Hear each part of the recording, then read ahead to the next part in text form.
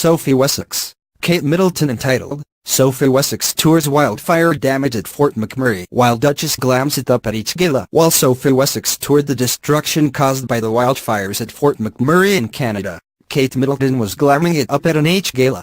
Can you imagine Kate Middleton getting her hands dirty touring an area ravaged by fire or flood? Princess Sophie and Prince Edward were met by Governor-General David Johnston and Wood Buffalo Mayor Melissa Blake upon their arrival. The royal couple then boarded a bus and toured the Beacon Hill neighborhood that was destroyed by the wildfires last month. In truly humble fashion, Sophie got off the bus and talked to people about support systems that have been put into place to help those who lost everything due to the devastating fires. Sophie Wessex was also given a tour of the Fort McMurray 468 First Nation, where evacuees were able to obtain food, water and gas as they fled the fire. And what was Kate Middleton doing just a couple of days before Sophie Wessex got a first-hand look at the area in Alberta, Canada that was nearly wiped out by the wildfires?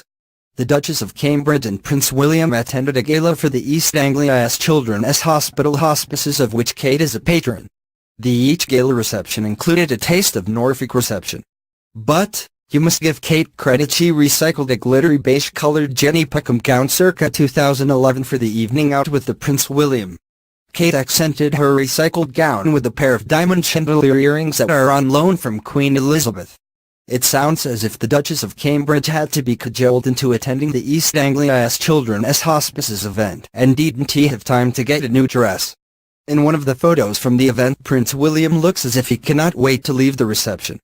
The future king looks completely bored by the entire evening.